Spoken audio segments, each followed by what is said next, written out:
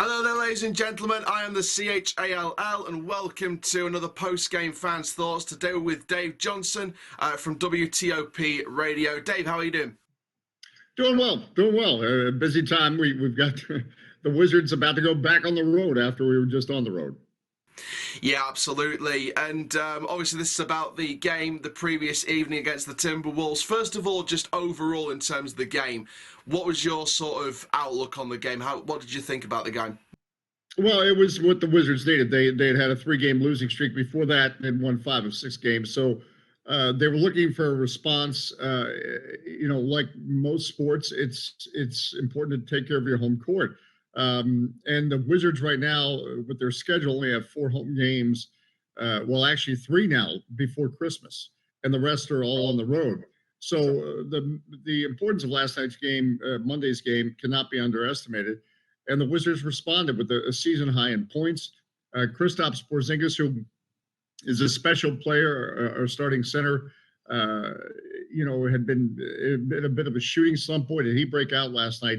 He had a career high 41 points, the most points he scored in a game in 5 years. So it was the type of win this team needed, and to amplify it, it was on the second of a back-to-back. The team had played the night before in Boston. So this is a very busy stretch for the team, and it's part of the grind of getting through this portion of the NBA season.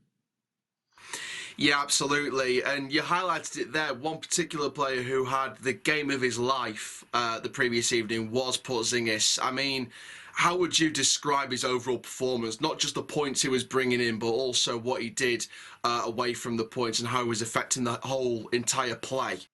Well, he's just a special player. He's 7'3", and he can shoot from the outside. So as Kyle Kuzma, another one of our stars, said, almost had a triple-double because if Porzingis is making those kind of shots, you give him the ball.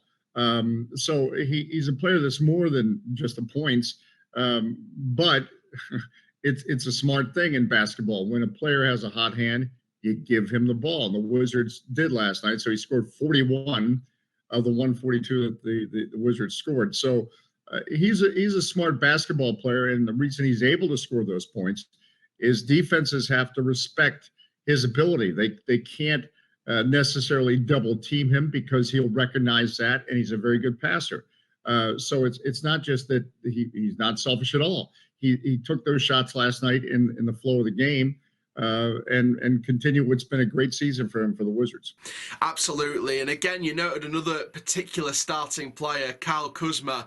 I mean, again, what a game he had the previous evening against the Timberwolves. Another fantastic performance.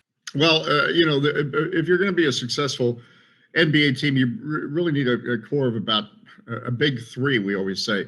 So the Wizards do. They have Kyle Kuzma, obviously Bradley Beal, and Kristaps Porzingis. So Kuzma just continue with what he's been doing. These are players with all 3 a versatile skill set. They can be facilitators and they can get assists.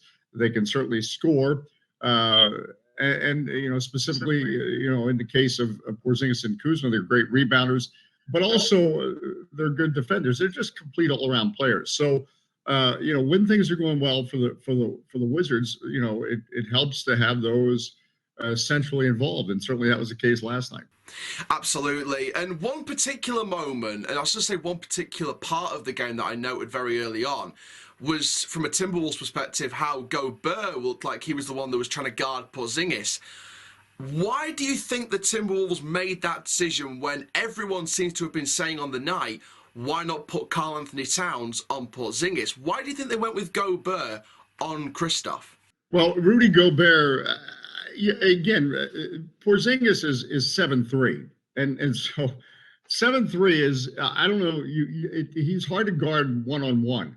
So they just had defensive problems with him in general. In fact, because of his ability to put him out on the perimeter, because of his ability and he's got guard-like skills. So whether it's Gobert or whether it's Karl Anthony Towns, they really don't have the same kind of athleticism that he has and ability. If he's going to draw them away from the basket, that's to the Wizards' advantage. So the Timberwolves really were at a loss for coming up with options. But uh, again, it's a situation there that's not to be negative about the Timberwolves. When you have a 7-3 guy making 3-pointers, there's not really a defense that can stop that. And obviously, his 41 points is a special night, and the Timberwolves just had no answer. But I'm not sure any team would have had an answer for the way he performed last night.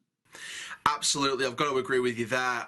Finally, then, obviously, the next game for the Washington Wizards. What are you sort of looking ahead with that one? I mean, do you see this being another win, or do you see this being maybe more of a challenge? Well, no, every game is a challenge in the NBA because you've got to factor in schedule. As I said, the Wizards are in a very busy stretch. It's Sunday in Boston, Monday night at home. As I speak to you today, we're about to get on a plane and go up to Brooklyn and play Wednesday. I've been doing this 27 years. I've never run into a game that's a challenge and say, "Oh, we got this one." It's a give me. It's that competitive of a league. It's to compare it. It's not like a situation in English soccer where Manchester City takes on a Bournemouth or whatever the analogy. So. Look, the Wizards know their formula. They've been a better defensive team this year. The numbers play that out. That continues to have to be a developing part of their identity. And so, it gives them, if they play the kind of defense they're capable of, and the offense does what it did last night. I don't mean Porzingis 41, but you get those 41 points, and Porzingis is open because the ball is moving. And if they do those two things, they're a team that can compete, and they've shown that this year, and they can certainly show that Wednesday in Brooklyn. Absolutely. Finally, I've just got to get your prediction. Do you think the Wizards will be in the playoffs this year? And if so, how far do you think this Wizards team could go on their best day? I mean, on their best day, yes, they'll be in the playoffs, and on their best day, they can advance past the first round. But again, as we sit here in November, it's not December yet. You got to count on health, and we're talking about something that's not going to start until late April. So I think the story on this season is still to be written in terms of this is a relatively new team coming together in terms of the players. Yes, Bradley Beal is still a focal point, but this is the first that Bradley Beal and Kristaps Porzingis and Kyle Kuzma have all played together. So this is a team, I have said, they have a playoff offense. There is no question. The numbers bear that out. I said this at the beginning of the season, if they're better on a few defensive possessions a game, it's a playoff team. Right now, we know who the best in the East is, the Boston Celtics. That's the bar you measure yourself against. The Wizards and every other team in the East are not there yet.